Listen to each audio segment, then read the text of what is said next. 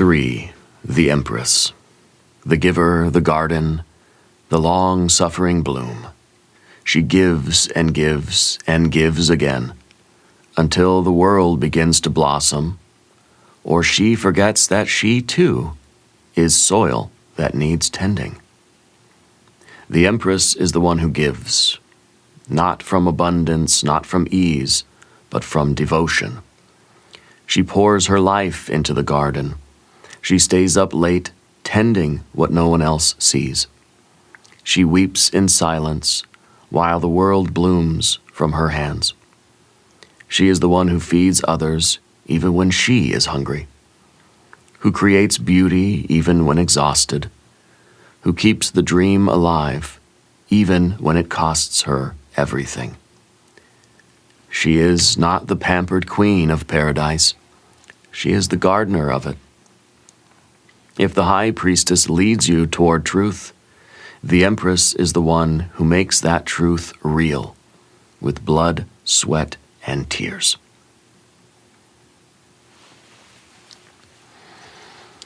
The Empress and the Big Rock Candy Mountain.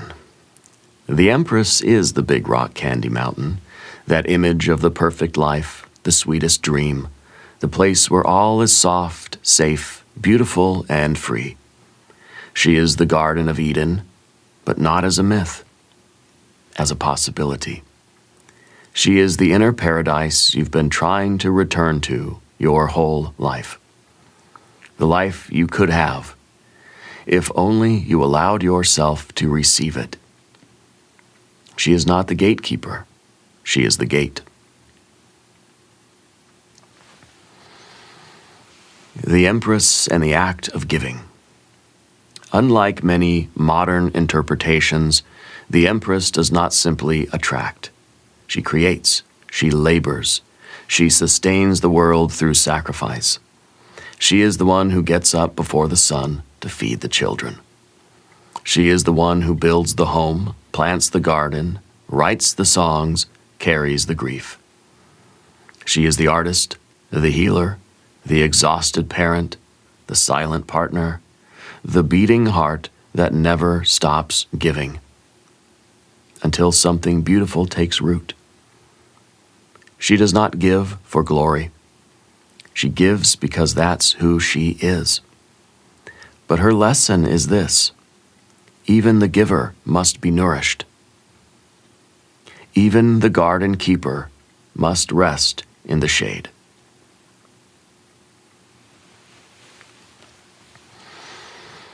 General meaning: selfless effort and care, tending something precious with devotion even when unseen, the creation of a better life, building toward your Garden of Eden, not through fantasy, but through grit and grace. Beauty born of sacrifice, creating joy, safety, and comfort through loving labor. Magnetism rooted in work. Your radiance is not effortless. It's earned through years of cultivation. An invitation to receive. You've given enough. It's time to taste the fruit of your own garden. The Empress reminds you, you are the one who made this beautiful. You deserve to enjoy it too.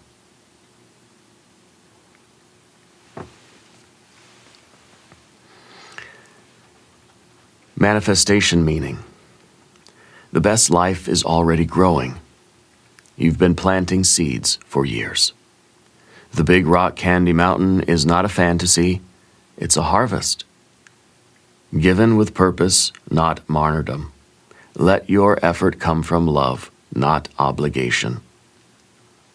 Tend the garden of you.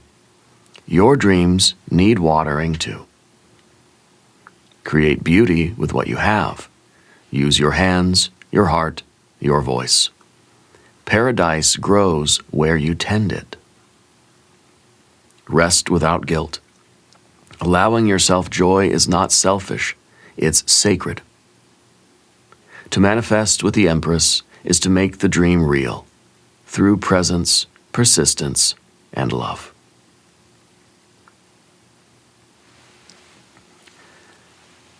Shadow work meaning. Overgiving to the point of collapse, you are not infinite. Neglect of self in the name of love. Care that costs you your soul is not true care. Tending others' gardens while yours withers. You were not born only to serve. Bitterness from unseen labor. The world may not notice all you do, but that does not mean it is worthless. Fear of receiving. You've given so long, you don't know how to let good things come back to you. Shadow work with the Empress asks, do I believe I am worthy of the garden I keep growing for others? Where have I mistaken martyrdom for love? The Empress doesn't need to stop giving. She needs to start receiving.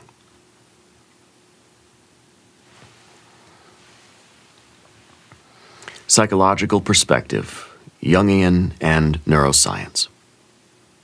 In Jungian psychology, the Empress is the embodied mother, the one who nurtures the inner child, the project, the soul, the collective. But when wounded, she becomes the overgiver, caught in loops of care without replenishment. She may represent the shadow anima, the impulse to give love to others in place of loving ourselves. In neuroscience, the Empress resonates with the oxytocin circuitry, empathy, bonding, nurture. Mirror neuron activity, resonance with the needs of others. Neuroplasticity. She is the gardener of new neural pathways. Growth through repeated care. She teaches that creation is a somatic act. The body is not a tool. It is a garden of becoming.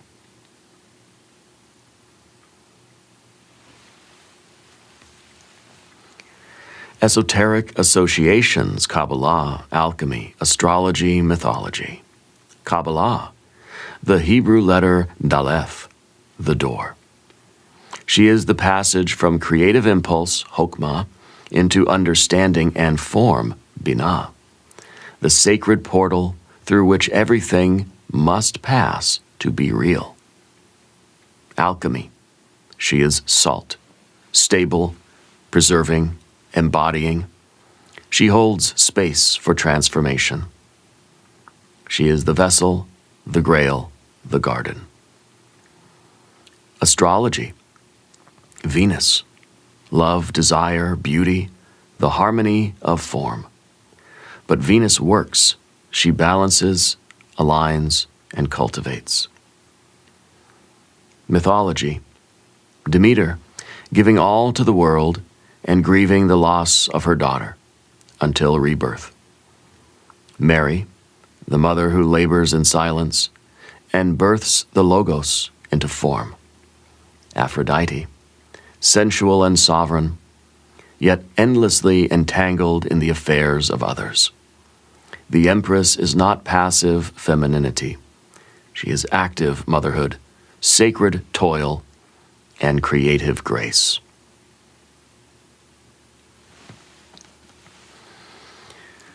Pop culture and modern references.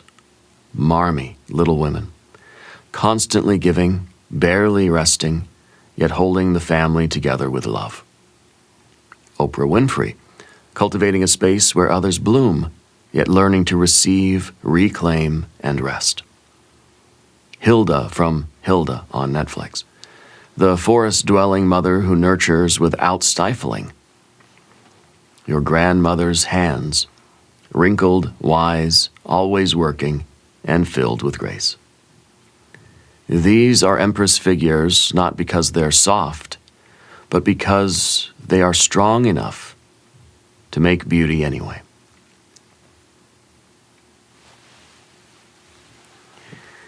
Meditative and ritual use. Meditation. Sit with the Empress card. Close your eyes and imagine a garden, your own, vast and secret. Look around, What is blooming?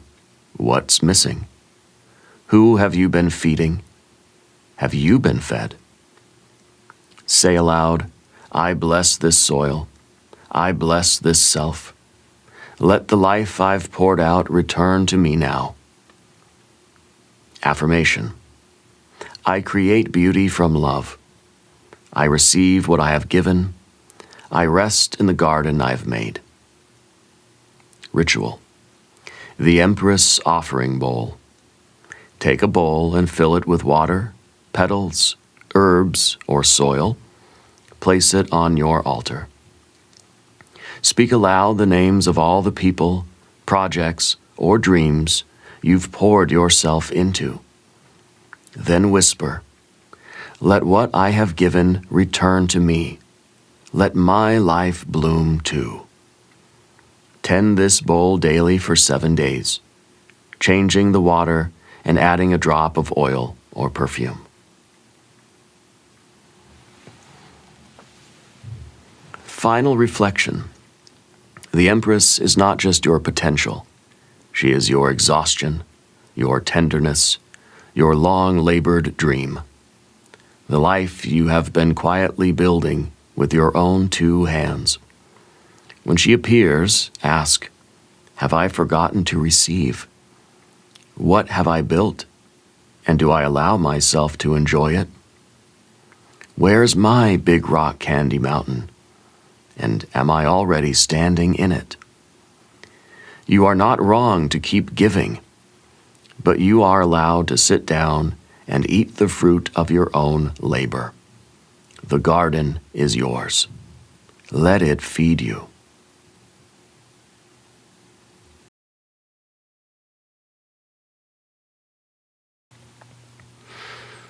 Four, the Emperor. The architect of worlds, the fortress of the self. He builds walls to feel safe.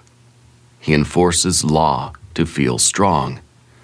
But the true power of the Emperor is not in what he commands. It is in what he protects. The Emperor is the one who builds. He takes the fertile chaos of the Empress and makes it livable. He is order drawn from wilderness, form carved from feeling, structure born from instinct. If the Empress is the garden, the Emperor is the wall around the garden, not to imprison, but to protect. He is not the tyrant, he is the guardian of sovereignty. But like all power, his strength can either serve or stifle. His rule can either defend life or deny it. The Emperor is the fortified ego, a necessary structure for growth, but one that must eventually yield to spirit. The Emperor as fortified ego. The Emperor represents the constructed self, the identity we build to navigate the world, the rules we adopt to stay safe, the castle we live in to avoid being wounded again. This ego fortress begins in childhood. We learn what earns love, what gains power, what keeps us in control. Brick by brick, we build a throne. And we need it. The ego is not the enemy. It is the foundation upon which consciousness stabilizes. But over time, the fortress can become a prison. The Emperor's lesson is this: you must learn to rule yourself before you can serve anything greater. The Emperor and the Empress. The Empress gives life. The Emperor gives it shape. The Empress nurtures. The Emperor names. She says, let it grow. He says, let it stand. Together they reflect the sacred tension between chaos and order, fertility and foundation. But without her, he becomes cold. Without him, she becomes lost. She creates the garden, he keeps it from being trampled. They are not opposites. They are polarities, meant to co-govern the soul. The Emperor and control. The Emperor loves control because control feels like safety. He draws borders. He enforces rules. He fears collapse, so he builds ever stronger walls. But the deeper lesson of the Emperor is discernment, when to enforce order and when to surrender. There comes a moment in early life when the old systems no longer work. The throne is too small, the armor too heavy, the rules too rigid. This is when the Emperor must become the hermit, to step down from rulership and find the light within. True power is not domination. It is the ability to yield without fear of losing oneself. General meaning: structure, stability, and authority. You are creating or encountering strong systems of power. Taking responsibility, stepping into your role as builder, leader, or protector. Fortified identity. Who are you becoming and why? Rules and boundaries. There is safety in structure, but danger in rigidity. Power with integrity. How you hold power matters more than whether you have it. The Emperor reminds you, you are the ruler of your life, but you are not your rules. Control must serve purpose, not ego. Manifestation meaning: build the temple, don't just dream it. The Emperor calls for action, grounding, plans, execution. Claim your power, step into leadership, set clear goals, act with conviction. Create boundaries that protect you. Structure allows magic to grow. Balance discipline with compassion. Don't become your own tyrant. Call your power back. If you've abdicated your throne, reclaim it now. To manifest with the Emperor is to build a foundation sturdy enough to hold your dreams, but flexible enough to evolve with them. Shadow work meaning: rigid control, using rules or routines to avoid vulnerability. Power over, not power with, controlling others to soothe your own fear. Authoritarian tendencies, enforcing hierarchy or punishment instead of trust. The inner tyrant, the voice that demands perfection, punishes mistakes, denies rest.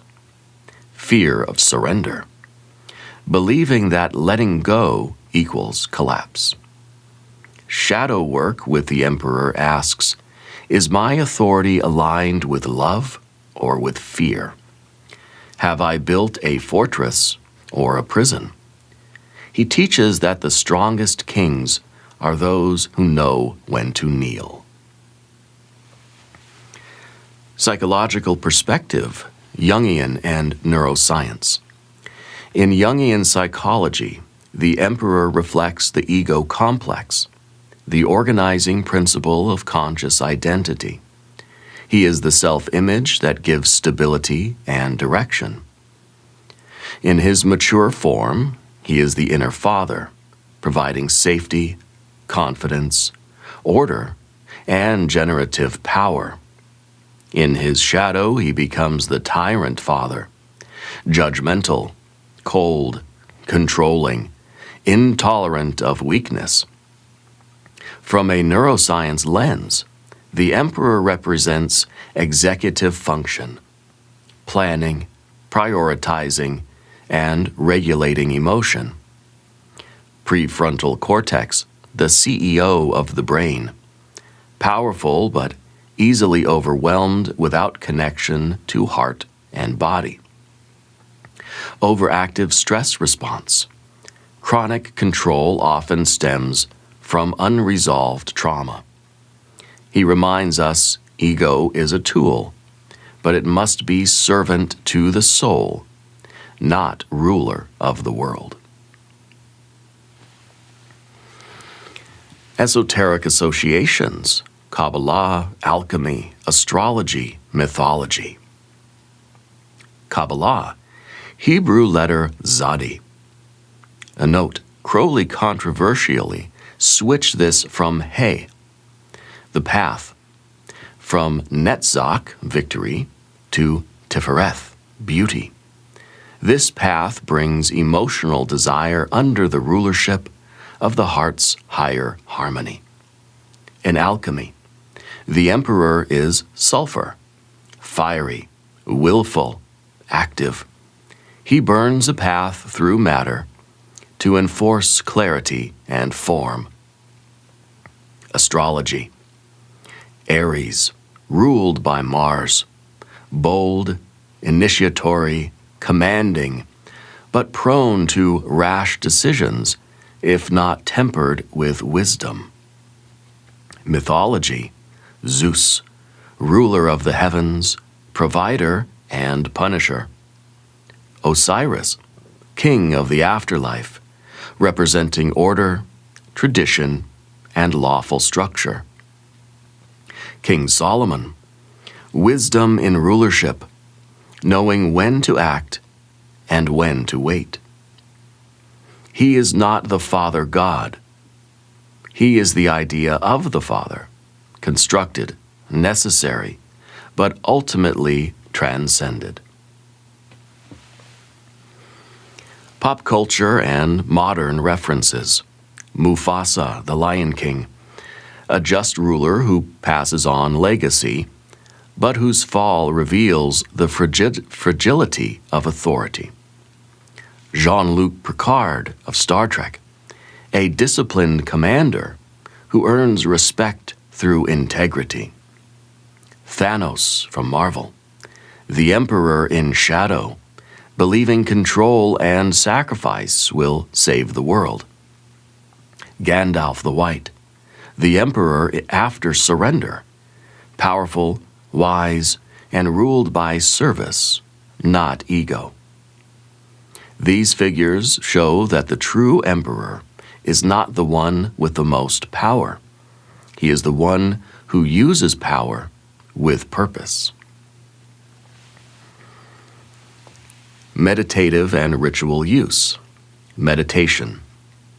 Sit with the Emperor card. Visualize a great stone throne in a vast hall. You sit upon it. Feel its weight. Ask, what kind of ruler am I to myself? Look around your kingdom. Is it thriving or afraid of you? Affirmation. I build in alignment with spirit. My power protects life. I surrender control when it no longer serves. Ritual. Throne of integrity. Stand in your space and draw a square around you on the floor, with string, chalk, or light. Place one item at each corner, something representing structure, will, compassion, and vision. Sit in the center. Speak aloud. I claim my throne. I rule with love, not fear. I surrender what no longer serves. Sit in stillness and ask, what rule must I break to become more whole? Final reflection. The Emperor is not your enemy. He is your spine, your scaffold, your throne. But thrones must be built for the soul, not for the mask. And power must be married to surrender, or it becomes rot. When this card appears, ask, what structures in my life are strong? What rules have I outgrown? Is my power aligned with control or with purpose? He reminds you that to rule is not to dominate. It is to protect the garden. And when the time comes, the Emperor must also lay down his sword and let the soul speak. 5. The Hierophant, the initiator, the sacred structure, the voice of tradition. He speaks the words that have been spoken 1,000 years. He passes the key, not because it is his, but because it is time. The Hierophant is the sacred teacher, the guardian of tradition, the transmitter of wisdom from one soul to another. He is not the source, he is the conduit. He does not write the law, he recites it. He does not blaze the trail, he points to the well-worn path. This card is about conformity, structure, doctrine, and ritual, but not blindly. At his best, the Hierophant is the initiator, the one who opens the gates to higher knowledge through sacred means. At his worst, he becomes the dogmatist, the gatekeeper, the enforcer of systems that may no longer serve. He represents the moment in the fool's journey where the question arises, what have I inherited, and does it still serve me? The Hierophant and external wisdom. The Hierophant offers the textbook, the lineage, the priestly robe, the ceremonial key. He teaches not what is new, but what is known. He gives us frameworks, worldviews, spiritual grammar. He reminds us that we are not the first to walk this path. There is a profound value in the ritual order. Sacred texts, trusted teachers, lineages of knowledge, rules for initiation and growth. But external wisdom is only a bridge. It cannot replace inner knowing. The Hierophant is the high school teacher before the soul meets the hermit.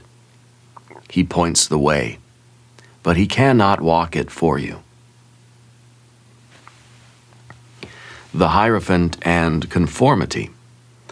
This card often speaks of conformity to social norms, religious doctrines, cultural rules, or family traditions. Sometimes conformity provides stability and meaning. Sometimes it suppresses the soul. The Hierophant asks, where am I playing by the rules I no longer believe in? Who wrote the textbook I'm following, and do I trust them? He is the voice that says, this is how it's always been done. Sometimes that voice is wise. Sometimes it is afraid of change. The Hierophant as initiator.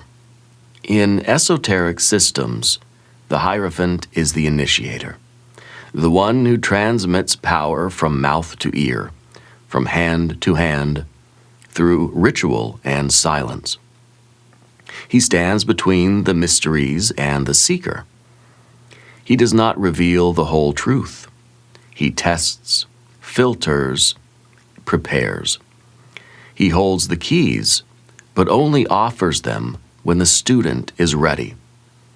In this form, the Hierophant is holy, the oracle who speaks only what the gods permit, the priest who anoints with sacred oil, the mentor who opens the book, page by page. He reminds us, wisdom must be received before it can be transcended. General meaning: tradition and ritual. Return to sacred structures. Seek wisdom in the inherited ways. External authority. Guidance may come from outside. Teacher, mentor, priest, therapist, system. Conformity versus integrity. Examine your beliefs. Do they still belong to you? Initiation and instruction. The first stages of formal learning. The passing of the key. Spiritual hierarchy. Sometimes the teacher appears when you are ready to kneel and learn. The Hierophant reminds you, before you rewrite the rules, you must understand them. Manifestation meaning: study the classics. Go back to the texts, the masters, the traditions. There's something there for you. Work within the system. Sometimes discipline and conformity are exactly what you need. Honor the lineage. Don't invent everything from scratch. Your magic has ancestors. Ask for a mentor. You're ready to learn something deeper, but you may need guidance. Create ritual around your goals. Let intention become sacred through practice. To manifest with the Hierophant is to channel ancient power through modern form. To borrow the bones of tradition while breathing your own soul into them. Shadow work meaning: blind conformity, following rules or roles that no longer resonate. Fear of questioning authority, trusting systems because they feel safer than your own voice. Spiritual gatekeeping, withholding wisdom, judging others for not being initiated. Rigid dogma, worshiping the form instead of the spirit behind it. Disempowered seeker, always deferring to others, afraid to claim your own truth. Shadow work with the Hierophant asks, who taught me this truth, and do I still believe it? Where am I obeying out of fear, not reverence? You are allowed to question the book, even if he handed it to you. Psychological perspective, Jungian and neuroscience. In Jungian psychology, the Hierophant is the senex, the wise old man archetype, the sage, the authority, the conveyor of tradition and spiritual law. But in shadow, he becomes the senex in decay, rigid, bitter, controlling, unable to adapt. Psychologically, he represents the introjected superego, internalized moral voice, often inherited from parents, teachers, religion. The teacher complex, projecting power or divinity onto external authorities. The need for cognitive structure, the brain's desire for known rules and ordered meaning. From a neuroscience lens, he aligns with the schema theory, mental models we inherit to make sense of the world. Reward and punishment systems, obedience, validation, and shame. He reminds us that inner growth often begins by wrestling with the outer voice of authority until our own voice grows stronger. Esoteric associations, Kabbalah, alchemy, astrology, mythology. Kabbalah, Hebrew letter Vav, the nail or hook, the one who connects. The path, from Hokmah, wisdom, to Hesed, mercy, connecting the divine spark to embodied spiritual order. Alchemy. He is the alchemical vessel in structure, the temple, the rite, the sacred rule. The Hierophant prepares the soul for the union of opposites by purifying through doctrine and tradition. Astrology. Taurus. Fixed earth, steady, deliberate, grounded in the material. Taurus brings structure to Venus's beauty, ritual made real, truth made tradition. Mythology. Melchizedek, the priest-king who anoints without hierarchy. Thoth, sacred scribe, the one who records and maintains cosmic order. Prometheus brings the fire, but is punished for bypassing the proper initiation. He is the keeper of the sacred flame. He does not own it. He merely passes the torch. Pop culture and modern references. Yoda from Star Wars, a traditionalist, bound to the Jedi code, wise, but limited until he evolves. Dumbledore, Harry Potter, a sage who gives the student what they need, but not always the full truth. Morpheus and the Matrix, initiates Neo into the path, offers the red pill, but cannot take it for him. The old ways, various fantasy stories, the chants, the codes, the rituals, some still sacred, others long outdated. Each reminds us the teacher is not the truth. The teacher is the one who points to it. Meditative and ritual use. Meditation. Sit with the Hierophant card. Close your eyes and see yourself in a temple. An elder approaches, offering a book. You open it. Most of the pages are written, but some are blank. Ask, what have I been taught that is ready to be rewritten?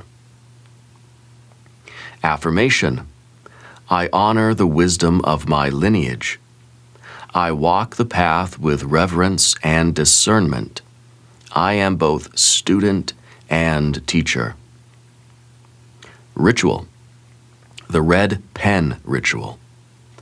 Take a page from a notebook that shaped you, scripture, school, etc.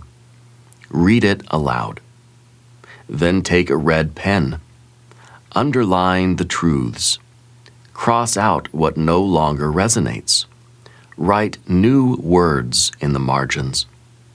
Burn the page or place it in your journal. Say, I carry forward what is alive. I release what is no longer sacred. Final reflection. The Hierophant does not ask you to worship tradition. He asks you to engage it, to bow only where reverence lives, to obey only what still speaks to your soul. When this card appears, ask, what truths have I inherited? What system am I still following? What ritual still has power for me? And what needs to be rewritten? You are not being asked to rebel. You are being asked to graduate. The key is already in your hand. Now ask yourself, what door do I want to open with it?